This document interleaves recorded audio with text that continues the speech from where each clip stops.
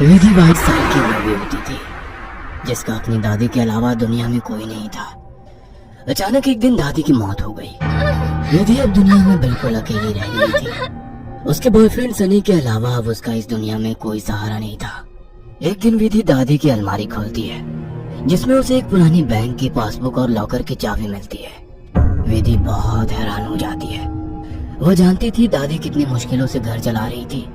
फिर ऐसे में उनके पास से मिली ये लॉकर की चाबी देखकर विधि के मन में सवालों की झड़ी लग गई थी। ऐसा क्या है उस लॉकर में जिसके बारे में दादी ने उसे आज तक नहीं बताया।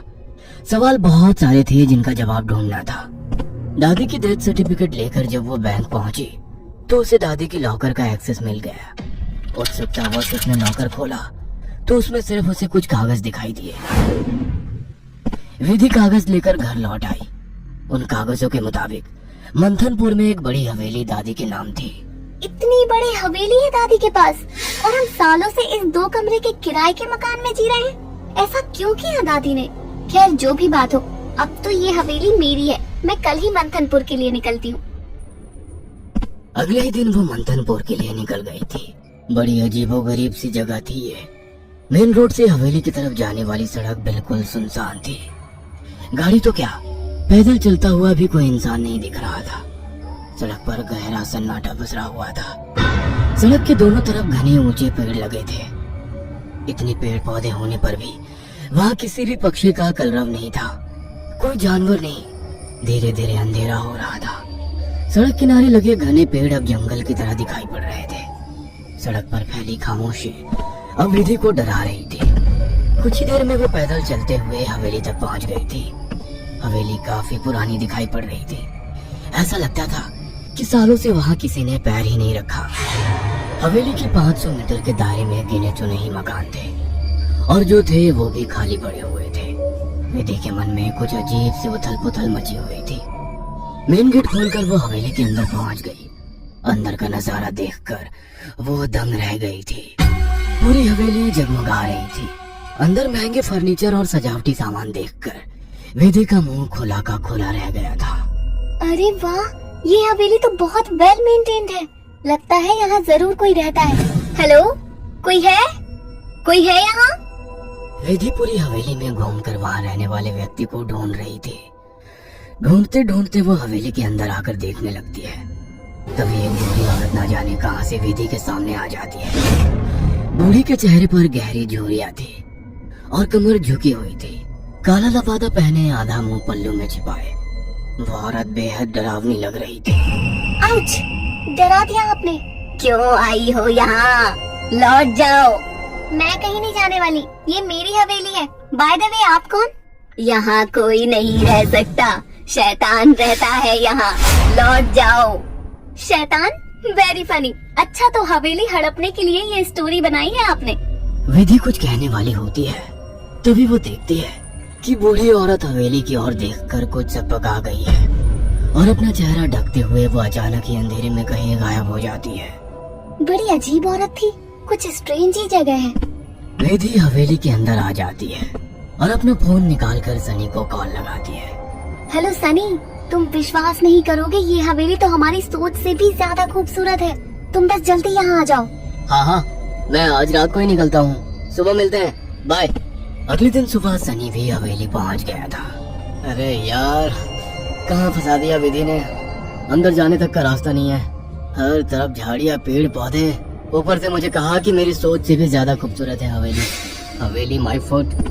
सनी बड़बड़ाता हुआ मेन गेट से अंदर जा रहा था। बाहर का कंपाउंड क्रॉस करने के बाद अब वो दरवाजे के सामने था।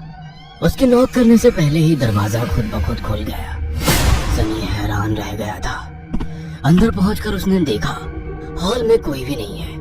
विधि को पुकारते हुए वो अंदर बेडरूम की ओर बढ़ गया। बेडरूम के अंदर का नजारा देखकर सनी ने दांतों तले उंगलियां दबा ली। विधि अंदर बेड पर बैठी हुई थी। उसके लंबे बाल खुले हुए थे और उसके चेहरे को ढके हुए थे। बालों के बीच से उसकी लाल खून आंखें दिखाई पड़ रही थी। दोनों हाथ और पैरों की मदद से वो बेड पर ऐसे बैठी हुई थी मानो कोई जानवर हो। उसकी खूबसूरती गुलाबी त्वचा जगह जगह से कटी थी और सफेद पड़ गई थी। विधि को देखकर सनी जोर से चिल्लाया, विधि, ये क्या हो गया तुम्हें? सनी की बात सुनकर विधि ने डरावने अंदाज में गर्दन टेढ़ी की। अब उसके चेहरे पर से कुछ बाल हट गए थे। वह भयानक आवाज के साथ हंसने लगी।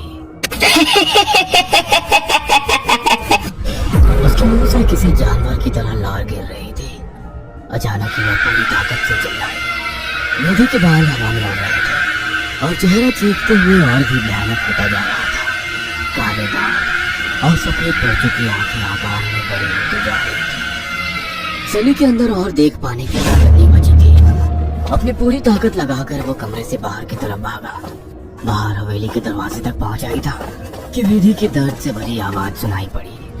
सनी, मुझे छोड़कर मत जाओ, मुझे बचा लो। सनी, ये मुझे नहीं छोड़ेगा। बहुत दर्द हो रहा है, बहुत दर्द हो रहा है। विधि जोर जोर से रो रही थी और सनी को रोकने के लिए बोल रही थी। विधि की ऐसी दर्द भरी आवाज सुनकर सनी तड़प उठा और दौड़कर उसके कमरे की तरफ वापस आ गया। ये सब क्या हो गया विधि? ये सब क्या हो गया? मैं क्या करूं, बोलो। बहुत भूख लगी है, तेरा खून पीना है। इतना कहकर विधि अजीब तरीके से मुस्कुराने लगती है और अपने हाथों और पैरों की मदद से जमीन पर रेंगते हुए सनी की ओर बढ़ती है। सनी बिजली से तेजी दिखाकर कमरे से बाहर निकल आता है और कमरे का दरवाजा बाहर से बंद कर देता है। सनी की कुछ समझ नहीं आ रहा था। वह विधि की मदद करना चाहता था। उसे ऐसी हालत में छोड़ना उसे मौत के मुंह में धकेलने जैसा था। वह बाहर जाकर मदद मांगने का निर्णय लेता है और तुरंत बाहर निकल आता है। हवेली के अंदर दूर दूर तक केवल सन्नाटा छाया हुआ था। अंदर से रह रहकर विधि की दर्द भरी चीखें सुनाई दे रही थी। मदद की उम्मीद में सनी दौड़ते हुए आगे भागे जा रहा था। तभी उसकी नजर एक चर्च पर पड़ी। चर्च काफी जर्जर हालत में था। सनी इधर उधर देखता हुआ अंदर पहुंच गया। दोनों हाथ आपस में बांधकर वो फूट फूट कर रो रहा था। Please God help me, please. कहाँ जाऊं मैं? किससे मदद मांगू? प्लीज। कोई प्रॉब्लम है क्या? मुझे बता सकते हो? फादर की बात सुनकर सनी सारी बातें फादर को बता देता है।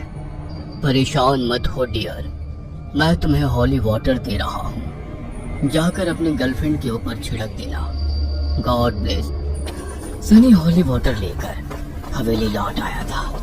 उसने विधि के रूम का दरवाजा खोला तो वो दीवारों पर चल रही थी। उसके मुंह से खून बह रहा था और वो जोर जोर से हंस रही थी। दरवाजा खुला देख उसने टेढ़ी सी नजर से सनी को देखा और दीवार से नीचे कूदकर उसकी ओर बढ़ने लगी। सही समय पर सनी ने हॉलिव के ऊपर छिड़क दिया। एक जोरदार चीख के साथ दूर जा गिरी और एक काला सा साया कमरे से बाहर की तरफ जाता हुआ दिखाई दिया। विधि, वो चला गया। तुम ठीक हो? हाँ, वो चला गया, लेकिन अब वो अकेला नहीं आएगा। वो बुढ़िया सही कहती थी, ये घर नहीं शैतान का बसेरा है। यहाँ एक नहीं 5 शैतानी ताकत है। जल्दी चलो विधि, हम यहाँ से दूर निकल जाएंगे। सनी विधि को सहारा देकर ले जाने लगता है। तभी विधि की आंखें पलट जाती है और वो सनी को दूर धकेल देती है। सनी जाकर दीवार में टकरा जाता है। तभी फादर वहाँ आ जाते हैं। मैं जानता था यहाँ एक नहीं बल्कि कई शैतान हैं जो तुम्हें नुकसान पहुंचाने की कोशिश जरूर करेंगे। तुम्हारी दोस्त पोजेस्ड है, यह आसानी से उसका शरीर नहीं छोड़ेंगे। मुझे ही कुछ करना होगा। फादर हॉली वाटर को विधि पर छिड़कते हैं जिससे कुछ पल के लिए शैतान कमजोर हो जाता है। उसी समय वे दोनों उसे बेड से बांध देते हैं। उसके बाद फादर प्रेयर बोलने लगते हैं और वाटर की कुछ बूंदे उसके ऊपर गिराने लगते हैं। विधि पूरी ताकत लगाकर चीख रही थी। फिर कुछ देर बाद अचानक उसने चीखना बंद कर दिया। भयंकर सी आवाज में उसने कहा, ये मेरा शिकार है, तुझे क्या लगता है इसे बचा लेगा?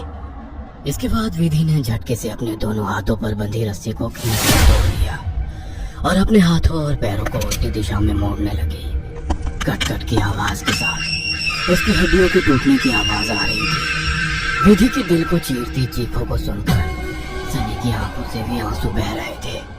फादर ने वाटर छिड़कते हुए विधि के चारों ओर एक गोला बना दिया। अब वो उस गोले से बाहर नहीं आ पा रही थी। फादर लगातार प्रेयर कर रहे थे। अचानक कड़ाक की आवाज आई और वेदी की गर्दन पीछे की तरफ घूम गई। वेदी का शरीर निढाल होकर जमीन पर गिर गया। सनी पागलों की तरह वेदी वेदी चिल्ला रहा था।